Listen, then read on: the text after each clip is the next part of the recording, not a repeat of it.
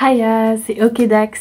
Alors si vous êtes comme moi, quand vous avez pensé ou quand vous allez songer à mettre votre enfant à la nursery, vous allez vous poser plein de questions. Alors je vais vous expliquer à peu près comment ça se passe. Donc on a vu qu'il y avait plusieurs nurseries autour de chez nous, donc on les a contactés directement sur leur page Facebook parce que toutes les nurseries en fait avaient une page Facebook et même un site internet. Souvent d'ailleurs elles étaient donc c'est des nurseries privées, en tout cas celles que nous on a vues. Qui sont autour de chez nous, et en fait c'est des bâtiments qui la plupart ça ressemble en fait c'est des maisons qui ont été réorganisées pour accueillir des enfants, et donc c'est souvent de petits bâtiments aussi grands qu'une maison, donc il y a très peu de place et peu de flexibilité. Nous on en a trouvé une qui est un petit peu en dehors de la zone résidentielle, qui est beaucoup plus grande et qui accueille en tout 119 enfants. Donc de 3 mois à 5 ans. Donc ça fait beaucoup plus grand déjà, et donc plus de flexibilité. Et c'est surtout ça qu'on recherchait nous, c'est ce dont on avait besoin nous en tout cas. De flexibilité au niveau des horaires, des jours, parce que mon mari est en horaire décalé, donc comme ça on pouvait... toutes les semaines en fait j'envoie un message sur Facebook à la nurserie en disant bon bah, la semaine prochaine j'aimerais lundi matin, vendredi après-midi, et c'est tout quoi. Et donc je vais payer que pour ces jours-là, je vais pas payer en plus. Et ça c'est super, même si on est en vacances par exemple, alors peut-être que c'est juste notre nursery qui est vraiment bien pour ça, mais même si on est en vacances, on paye quasiment rien, on paye juste un minimum, je crois que c'est 25 livres par semaine, juste pour garder en fait notre place, pour pas qu'il soit trop en perte non plus en fait.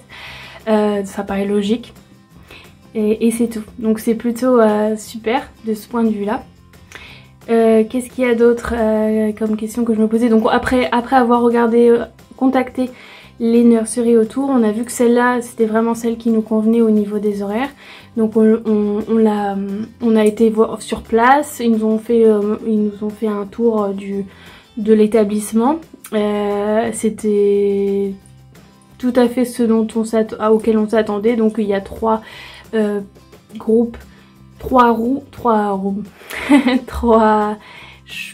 pièces, enfin, ou parties dans la nurserie en fait. Et donc il y a les bébés, donc qui marchent pas encore, les toddlers, ceux qui marchent, et après vous avez les preschoolers, donc juste avant d'aller à l'école quoi. Donc ils vont comme ça, ils sont par groupe, comme ça les activités etc, c'est plus simple de cette manière là, chacun est avec des enfants de son âge quoi. Et après ils ont un grand jardin avec plein de tout ce qu'il faut dans le jardin, donc comment ça s'appelle, bon, il y a une marelle, il y a des petits animaux pour sauter dessus là, je sais plus comment ça s'appelle, enfin vraiment ce qu'on pourrait trouver dans un playground, un parc de jeux pour enfants. Et voilà, et il y a aussi un espace de jeu à l'intérieur avec des soft play, ils appellent ça, donc c'est un peu comme ce qu'il y a en playground à l'extérieur, mais en coussin. Je sais pas si vous voyez ce que c'est. Voilà, donc ça c'est plutôt pas mal. Et donc ça nous a satisfait, on l'a inscrite, donc c'était juste très rapide à inscrire, il n'y avait pas de liste d'attente, en tout cas pas celle-ci. On la mettre dès le jour d'après si on voulait. On pouvait faire juste un ou 2 jours de trial, d'essai, pour voir si ça allait, si on était satisfait, si ça convenait à notre enfant. Qu'est-ce qu'il y a d'autre? Donc je vous avoue que les premiers jours on n'était pas rassurés. On savait pas comment elle allait réagir. Elle avait que 9 mois à l'époque en plus, donc apparemment on dit que à 9 mois les enfants c'est pas le moment pour être séparés de leur mère, etc. Nous franchement ça s'est bien passé. Bon bah forcément les premières semaines il y a un petit moment qui est un petit peu difficile, mais je pense que ça aurait été à n'importe quel âge, ça aurait été pareil, ça aurait pas été pire. Donc il y a un petit pincement au cœur la première fois qu'on l'a laissé, évidemment. Par contre j'avais vraiment entière confiance dans le staff. Je sais pas, ils m'ont donné une bonne impression. J'avais vraiment pas de problème au niveau de la confiance. En plus c'est un espace, ça a l'air bien au niveau, je sais pas, hygiène, ça a l'air bien défini, les horaires, ça a l'air bien géré quoi. Bien géré au niveau de l'établissement et bien géré au niveau du staff qui a l'air de savoir ce qu'elles font. En tout cas elles en ont l'air. Et elles étaient bien sympathiques, donc il n'y avait pas de raison, enfin j'avais pas d'inquiétude à ce niveau là. Et donc petit pincement au cœur forcément quand on l'a quitté la première fois. Et on a eu des retours quand on est venu la chercher peut-être 1 ou 2 heures plus tard, parce que c'était juste un essai la première fois. Les retours étaient, bon bah forcément elle a pleuré, etc. Mais c'était pas exagérément difficile pour notre enfant, donc c'était bon à savoir déjà.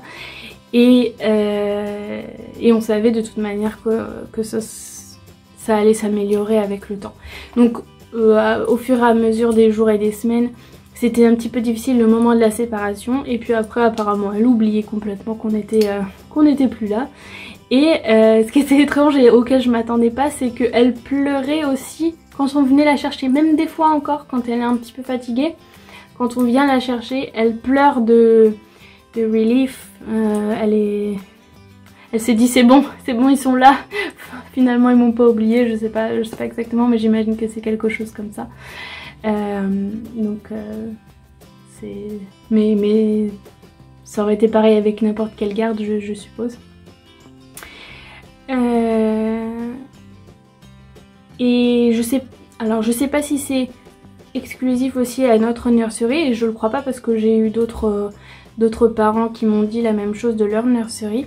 Donc ça se fait de plus en plus maintenant, et c'est même presque requis par l'Ofsted, l'association, l'organisme qui fait les audits pour les nurseries. C'est requis de donner le plus d'informations, enfin, d'avoir une communication avec les parents personnelle à l'enfant en fait. Donc par exemple, nous au début qu'on était à la nurserie, ils n'avaient pas encore mis en place cette communication. Au début qu'on était à la nurserie, on avait seulement des informations directes avec les dames là-bas qui nous disaient oh là ça s'est passé comme ci, ça s'est passé comme ça. Et on pouvait communiquer comme ça, mais des fois dans le rush, y a d'autres parents derrière, donc on passe pas trop de temps à discuter, etc. Et finalement quelques mois plus tard, ils ont mis en place en fait un système en ligne, une app en fait, et à chaque session, ou presque à chaque session, il y avait un rapport qui disait les activités qui avaient été faites dans la journée, votre enfant a fait ci, elle a fait cette action par exemple, il donne des exemples concrets, des anecdotes, elle a fait ci et le staff a fait ça et du coup elle était contente, elle a rigolé, ou alors oh elle a dit son premier mot à la nurserie qui était tatatata, et ils accompagnent ça de photos et de vidéos parfois. Donc ça c'est vraiment super de voir que sur place elle a vraiment ces moments à elle en fait dans sa petite vie. On dit toujours qu'on aimerait être une petite souris et qu'on aimerait voir ce que notre enfant fait à l'école. Bon là c'est pas l'école mais c'est un endroit où on n'est pas là, on fait pas partie de leur vie à ce moment-là et on aimerait savoir ce qu'ils font. Et donc là c'est bien, on peut voir un petit peu, on a un aperçu de ce qui peut se passer en fait. Et ça c'est plutôt sympa. Et aussi, comme c'est, je préfère préciser, c'est privé. Il n'y a que les parents ou si on veut donner les identifiants du compte à la famille, par exemple, les oncles, tantes, grands-parents, il n'y a pas de problème, on leur donne les identifiants et ils peuvent voir aussi, ils ont accès aussi donc à distance aux photos et aux vidéos de leurs petites filles. Donc ça c'est aussi un plus en fait, surtout quand on est expatrié, comme ça la famille peut en profiter aussi, on peut partager directement ça avec la famille quoi. Et quoi d'autre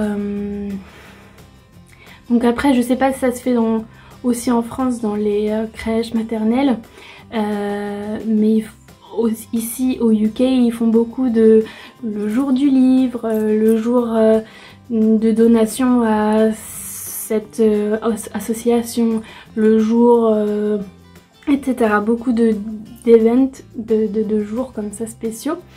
Et donc en général ils proposent aux parents d'amener les enfants avec un costume ou d'habiller les enfants avec un t-shirt jaune, ou le jour du livre il faut s'habiller, il faut que l'enfant soit habillé, ou ils proposent en fait pour que le jour, enfin voilà, ils envoient un message comme quoi ce jour-là ce serait bien si votre enfant il était habillé comme un personnage de livre. Voilà. Donc on le fait ou on le fait pas. Moi personnellement en tant que travailleur à temps plein et mon mari aussi, c'est... Bon voilà, c'est parce que je préfère qu'on me dise en plus il faut aller acheter après le travail vite fait un costume.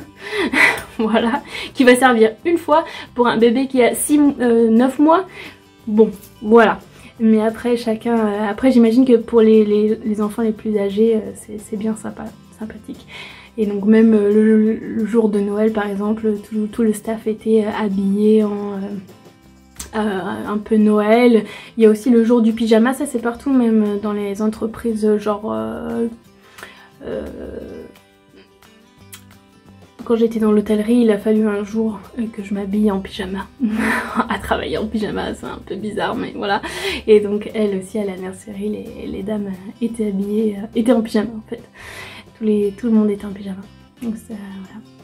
Petite particularité probablement de l'Angleterre ou des pays anglophones.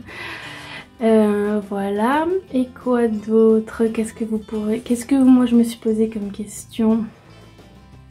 Juste une petite précision aussi, donc ils passent leur repas à la nurserie, donc ils leur servent, ils nous donnent en fait les menus de ce qu'ils ont dans la semaine. Le lundi midi ils ont ça, le snack c'est ci, etc. C'est apparemment plus ou moins la même chose toutes les semaines. Et nous on n'a pas eu de problème avec notre fille, elle mange quasiment tout à chaque fois. Il y a beaucoup de fruits, il n'y a pas trop de sucré, en tout cas dans notre nurserie c'est plutôt bien ce qu'ils font a priori. Bon après moi j'avais recommandé si jamais il y a des glaces ou des choses trop sucrées, j'ai dit que je préférais que mon enfant ne l'ait pas si possible. Je suis pas, voilà, surtout les premières années. Mais bon, il y a toujours des anniversaires, surtout quand il y a beaucoup d'enfants, il y a toujours un anniversaire. Donc on peut pas non plus l'empêcher, enfin faut pas qu'elle soit non plus la seule à pas manger le gâteau quoi, ce serait dommage. Et aussi intéressant, c'est, je l'avais dit dans une autre vidéo, mais donc en Angleterre, il n'y a pas du tout les mêmes horaires pour manger qu'en France, enfin pas tout à fait en tout cas.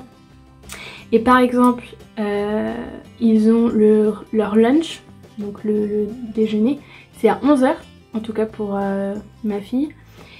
Et leur dîner, donc ce qu'ils appellent eux le tea time, c'est à 15 h. Donc autant vous dire qu'à 17 h quand je vais la chercher, bah elle a pas faim, évidemment. Et même ils ont, je crois qu'ils ont même un snack à 16 h. Donc il n'y a pas de problème, ils mangent très bien. Mais je trouve ça toujours étonnant. Ils ont un full meal à 15 h quoi. Ils ont spaghetti bolognaise quoi. Si vous avez des questions par rapport à la nurserie, n'hésitez pas à me les poser. Là, j'ai pas d'autres questions qui me viennent à l'esprit auxquelles je pourrais répondre. Je suis sûre qu'il y en a plein d'autres parce qu'on est tous des parents différents et qu'on a besoin de se rassurer sur plein de choses. On est tous des parents angoissés, plus ou moins. Donc voilà, n'hésitez pas à me demander. En tout cas, merci d'avoir regardé cette vidéo et ok Dax!